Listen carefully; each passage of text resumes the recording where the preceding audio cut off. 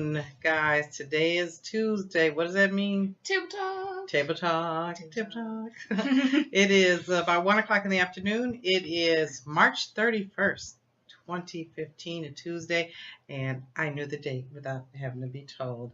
Yep. It's Table Talk once again, and thank you so much, you guys, for watching, subscribing, even commenting. We appreciate it so much. This is our way to bring you different news stories that we've heard, including celebrities as well as regular stories. Yep. But I want to start off with talking about the Karrueche Tran Iyanla Vanzant thing. I know a lot of people have done reviews or made comments on it. Yeah. And so, we want to put our 2 cents in on it too. If you know me, if you watch my shows, then you'll know that I am not here to bash individuals that, unless you're talking about my kid. But other than that, if I'm not here to bash Iyanla or Karrueche, I can understand Iyanla wanting to do Fix Your Life with her, because she called Iyanla. It wasn't the other way around. Right. So please get that straight. This is not Dr. Phil jumping on anything. No. She called Iyanla. Iyanla, as we had talked about last time, is a person that's come in, and she lets you know you're not going to like me through this, parts of this, but she lets you know that this conversation or these exercises or these prayers are going to be for you, not Right. about the situation that you're talking to me about and not about the other person. And I just want to say that one review I looked at, and they had said, oh, I'm not going to talk about Chris Brown because Iyanla has done that enough. Iyanla, by no stretch of the imagination, was bashing Chris Brown. Not at all. All she did was repeat back to Karrueche what she said and made her see that Chris Brown, or CB as she called him, could be any dude, okay? Or any lady in that case. And these are the things that you were willing to put up with. Yeah, I totally agree. She was not bashing or anything. She just incorporated them into the conversation. But it was about Karrueche and how she felt afterward. I think she did her best to help Karrueche as much as she could. I know her manager came in the midst of the session for whatever. And that's why I tell you, don't believe the vlogs, because they said that they had kicked Iyanla them out. That never happened. No. He interrupted, and then they were able to talk it through. He was saying he didn't like the direction it was going, which I don't know what direction it was going, because they went back to the exact same conversation they continued to have. So maybe he wanted to get on camera. I don't know. And then in as far as Karrueche goes, she made all the mistakes each and every one of us has made, but she done them all at the same time. We have people that want to love somebody well. We think that we're going to love them in a way that the next chick didn't or couldn't, or we're going to bring them to God or yoga or meditation because maybe that'll fix them. Oh my God, what's some more things that she's believed in? What did she say? The looking the other ways when he was doing stuff. Right. Just putting up with it.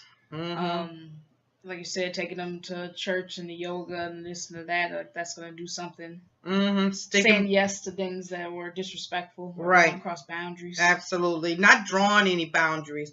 And so when you watch Iyanla Fix Your Life, it's not about even Karrueche. It's about you. And what in this reflects back to you, what you did or have done or continue to do.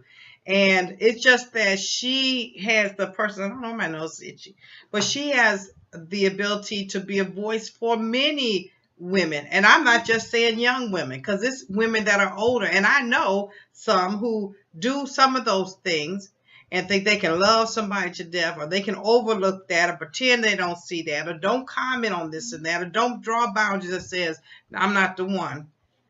Okay? They can even do it with their children, not just men or women. Absolutely. So many of us fall into that, and she did all of them. Okay? In as far as if she going back to him or if she not, is she not, she didn't make that clear. She didn't clearly say, no, I'm done. But I know, just like you know, when you break up with somebody, you think you loving them so tough and so strong. saying no, I'm not going back is difficult after you've said no many times and went back. Mm-hmm. So now it's like I'm going to go day by day, and that's kind of how she left me. Yeah. That she's going to go by day. However, if she decides to go back into that relationship, that is the choice that she is a grown lady enough to make. Mm-hmm. I want to say one last thing. Where was her family? Her mama wasn't there. Aunties, Best Judy, and I'm not talking about that Christine Miliana. She acted like she was a stranger. She was on there for 5 minutes maybe, but she did not seem to be the Best Judy that she needed. But where was her people, her sisters, her brother, her somebody? It's got to be somebody. And you may be a person that doesn't like to express your feelings and emotions and things like that, and that's all well and good. But it has to be somebody in your life that you can go to that they're going to say, let me talk to you. And they're going to get you together, and they're going to point out that this situation is or is not for you. Right.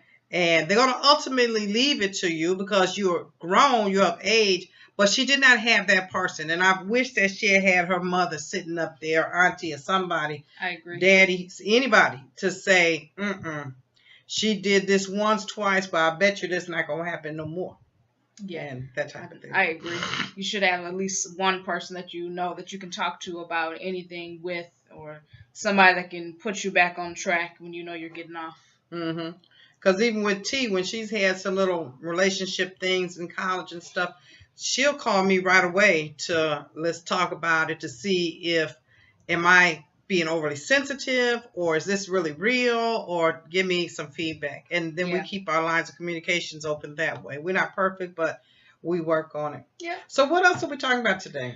Okay, so today in Detroit, Michigan, there was a mother who put her children in a freezer in the basement of her apartment.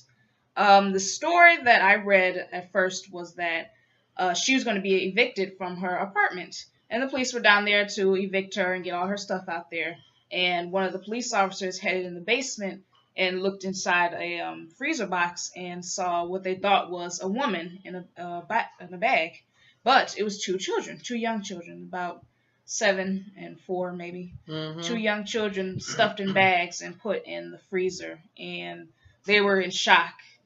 Yeah, the one sheriff that discovered them, he came running out the house on the sidewalk and come to find out her neighbor was right there because she wasn't there. Right. I'm hearing now that she was at the neighbor's. Mm-hmm. But according to the neighbor, these kids had been beaten and abused.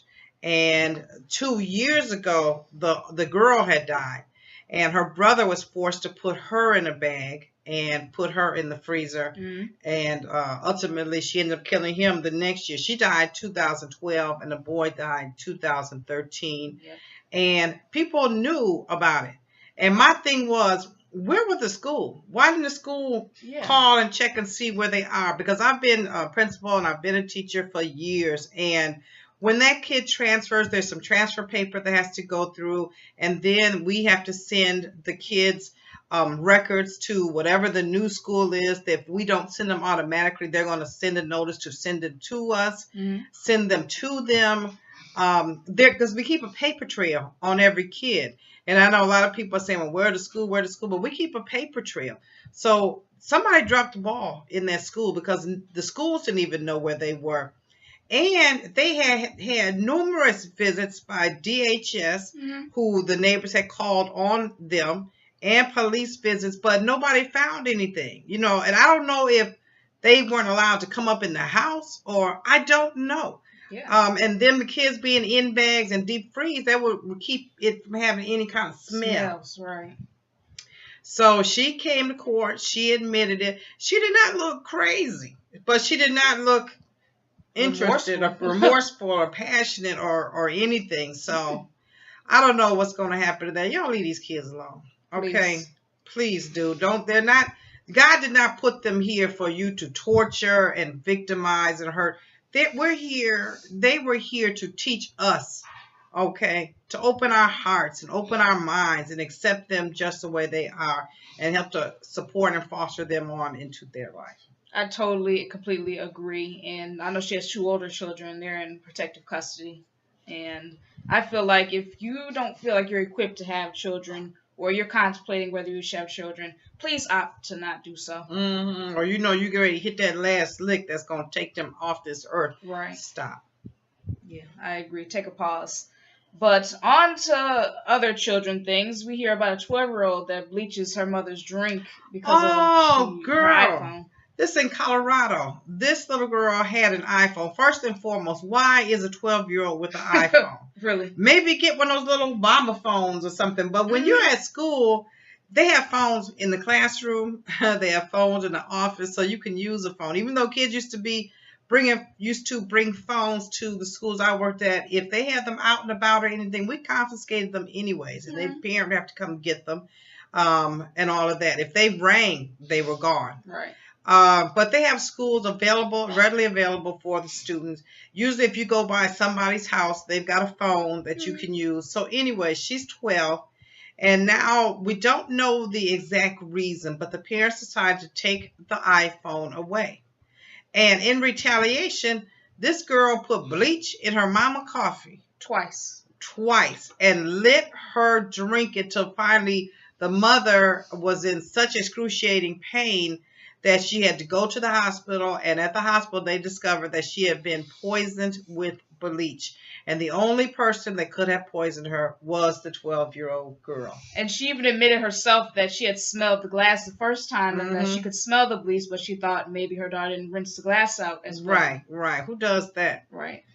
Y'all rinse the glass before you give it to me. You're right. Before you put my juice or coffee or what have you in there, rinse the glass out. I like to put a little bleach in my dishwater too to sanitize, very little, but it sanitizes my sponge, my dishes. That's just me, old school way. Right. But if you're bringing me the glass of water and it's smelling like Clorox, baby, you can take that right straight back. Bubbles in the water. That's all wrong. I mean, really? Who does that? Over a telephone? Right. 12? Who at 12? Who all do you know to call? That's what I want to know. What business do you need to take care of? None. So that was a bunch of mess. Yeah. In Grand Rapids, we have a woman that shoots up a McDonald's because they didn't serve her a bacon burger. First off, let me just say, when has McDonald's been making bacon burgers? Because I've never heard of this. Is it a new menu item? Please, somebody let me know. And maybe it was one of those special... I'm drinking coffee. Get my little coffee on. I don't want to say who it is, but you probably know. But anyways, it might have been a McDonald's specialty burger. But evidently the lady went to the McDonald's drive-through window and she asked for a bacon burger and she didn't get it. She went in and spoke to the manager. They were profusely apologizing, although I don't know of bacon burgers, but maybe they do. I've lived in different states, and they haven't had that. But anyways, so they say, next time you come to the drive-through window, we will give you your bacon burger at no cost. So she comes through. She places her order. It's not a bacon burger. You're right. And rather than her going in and talking to the manager or anything reasonable, what? She ends up pulling out a gun and shoots through the drive-through window. Nobody's hurt or injured, but she decides to shoot anyway. Yes. She could have killed anybody. It's crazy. But let me just tell you this right quick. Stuff at McDonald's happens. One year, I, and Camille, we went to McDonald's after I got out of school. And we wanted to get us just a quick dinner. We did not feel, it was late, I think I got off after teacher meetings, and did not feel like cooking.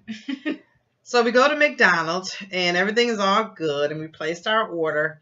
And we're sitting in front of this lady waiting for our order. And I was like digging in my purse, getting out my credit card and all that. And I look up and they had been looking at the window. And the lady in front of us takes her soda out and she throws it and smashes it where it smashes into the worker. She pulls her car over into drive. And it was one of those type of things. And she jumped out and ran to McDonald's. And those heifers got to fighting down in McDonald's. And it was so pathetic because there was a lot of dudes in there, like working there or sitting in there eating. And they just stood around and watched. And then after they got through fighting, because the girl was kind of a big girl that worked at McDonald's and she was getting the best of her, the lady runs out, I'm going to get my gun. I'm coming back with my gun. And we just were like, can we get our food, please? Right, please. Let's go. We did not want to be there. I don't know where she lived. You know, because you usually go to the McDonald's by your house. So I don't know. There's apartments all around and stuff. We got our stuff and we went on. We'll never, ever, ever forget that. No, we didn't tape it. I was so in shock. Right. You know, because you hear all these McDonald's stories, never did I expect that. You never think to, let me World Star. Let me get my cell phone. Never did. Just in shock. So when I hear those McDonald's stories, I am not surprised. And yes, they do happen. And yes, we sat and witnessed one, and they get real crazy. Definitely. That's what kind of deters me from want to work in a gas station or at a McDonald's or whatever. Just simply that. If I get your order wrong, I could be risking my life. Right. You pretty much are these days at McDonald's. People expect so much for that $1 or that $1.50. Right. You know. And yes, I do think, we should remember customer service and stuff, but I don't think we need to be getting out guns and over a burger or ready to fight the whole McDonald's crew over a soda. Right. Get another soda. So, really. But we see that Jay-Z has a new app called Tidal, and that's going to pretty much shut down YouTube and Spotify, so that free music is off and there. iCloud. Yeah, they just talked about it yesterday. They just came up yesterday where they had people like Jay-Z, Beyonce, Kanye, Madonna, Usher, Rihanna. Oh gosh, that big mouse. And those guys with that helmet, those motorcycle helmets, and just a whole bunch of people are coming together. Daft Punk. Huh? Daft Punk. Daft Punk. Mm-hmm. Yeah, they're all coming together with funds to help Jay-Z support this new business called Tidal. And it's going to be streaming, but what's going to happen is, what happens is that when records stream, like on Spotify, for example, the record companies send it to Spotify, they stream it, and say they might get $80,000, and then the record label will get $6,000, and by the time it gets to the artist, they might get $600. That's the reason why Taylor Swift was like, don't put me on no Spotify, because it's nothing but chump change, and everybody else is getting paid from all those millions of spins, and you're not. You get million. If I listen to your one song 1,000,000 times, you only get paid on it one time. That's how Spotify is. Yeah. So with Tidal, now they're going to go right to your new album. Will go right to Tidal for 3 days, and then it can be available to Spotify and everything. But then you can make your purchase, and a whopping amount of incomes comes back to the artist. Mm-hmm. I think it's a good idea. I think it all stems from that Dame Dash Be Your Boss type thing. I think that was probably influenced, but it was probably in the works anyways for all these people to come together in one room. Yeah. These artists to come together. And I'm not talking about small names, I'm talking about big name people. Right. I think it's a good idea. I'm not here to bash anybody's idea. No. And I guess time will tell. Because if you're writing your own music, I'm not talking about like Iggy. We found about she had a ghostwriter and all that. Yeah. But I'm talking about if you're really writing your music and you've got the publishing rights and you want to get paid and people are listening to it over and over and over, you should get paid for that. Yeah. Because that's you putting everything on the line. Because if it was terrible, we're going to be quick to criticize. We're going to be quick to not buy it. But on the other hand, if it's really good, then we're going to jump right on that bandwagon and purchase it. So you can say goodbye, they say, to YouTube. And like I said, Spotify will be later on, and Cloud Music, I think it is, something like that, where those things will be there. You'll do that later or not at all. And YouTube, too bad it won't be on there for you. So we'll see how it goes. Good luck to you guys. Really, we'll see how it goes. Maybe it's for the best. That way the artists can get their money that they want. And maybe it'll cut down on the YouTube with the copyright thing. Because you know how annoying that is. You know, as soon as somebody puts the album up for some new artist, it's gone the next day. Yes, it sure is. It sure is. So. Speaking of albums, I want to talk about Kendrick Lamar right quick. I know we're up to 19 minutes, but great album. It's called To Pimp a Butterfly. It dropped last week, which is a week earlier. It's supposed to have been this week. It is fantastic. This is his sophomore album. If you are a real music lover and you know music from the different decades, then you're going to really appreciate this. It's full of funk. It's rap, but it's outside the box. It's real funky and jazzy and bluesy, and it is awesome. He says he was inspired by the OGs in the neighborhood or dudes that went to the pen and want to know what do they want. And it's funny because we actually listened to Pimp a Butterfly. It was just great. Yeah. And then we put on Drake. And Drake was the same old, same old. Yeah. Same beats, few different words. Same beats, few different words. It wasn't anything that was new or inspiring or, oh, I've got to have that, or this is going to be my #1 jam or anything like that on there. Not at all. Yeah. And although we can't really compare them because they are quite different, Drake is just so much more commercial and lack of creativity, I have to say. Yeah. Versus Kendrick Lamar is extreme in terms of his lyrics and his music, and he's got a point of view, and he's real young to have a voice. So if you guys really want some good music, go get it. You could still get it on YouTube, but you got to find it. There's a bunch of fake accounts up there, but listen to it a few times, and I tell you, you're really going to dig it. It's great. Yeah. My other one is Rihanna. What's the name of that song? Bitch Better Have My Money. Mm-hmm. That song, it was all right. You would like it if they continue to play it on the radio, which they probably will this summer. Just over and over playing it, then the chorus will get catchy. You're like, oh, it's hot. You do that thing. But it was all right to me. She's done better. Yeah, this is way from what she usually does, and that's fine to do something different. I'm not saying that that's not good. Just like I said it with Kendrick Lamar, except for this one is like almost low budget reggae. Yes. And it's one of those songs that reminds me of a Beyonce song that if you listen to it enough spins on the radio, you'll start to like it, or you'll start to sing the hook on it. She doesn't say much in there. It's all about just repeating that bitch better have my money over and over type of thing. It's something about her that we're not used to, but doesn't mean that's not who she is or what she can be. But it definitely sounds like it's from the islands and she's from the islands.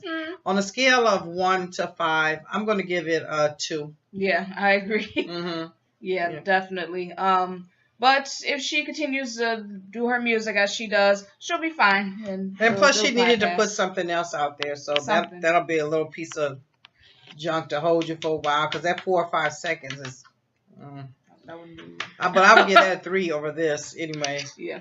Okay. Anything else we have to talk about today? Real quick about Tamar Braxton. Everybody's on her case about how she spoke about Kate Michelle, allegedly called her a Muppet, and she was breaking down on the reel about it. And everybody was on her case, like, okay, you always talking about everybody else, and as soon as somebody says something about you, now you're crying. And I feel like if you're gonna put stuff out there, then be prepared for what comes back. But I do have to say this about Tamar, is that when she does make comment on somebody's thing, she never gets into their, what they look like or what their shape is or what the size of the stomach is. It's nothing like that. Not to say that I condone anything anybody says, but if they do those beefs, it's nothing like that, middle school girl, you fat, you're bald, and all that kind of stuff. But I just think that, of course, to me, she doesn't look like a Muppet. I like her personality, her shady ways. To me, are funny, but I'm a lot older than her. But at the same time, I think that if you don't want anybody coming for you, then stay in your lane. I agree. But yeah, that's about it for us today on Is that it? That's a lot. You guys make sure that you subscribe, comment, like, share, and thank you for everything. And we have a great time doing this. And we'll see you next Tuesday. See ya. See ya.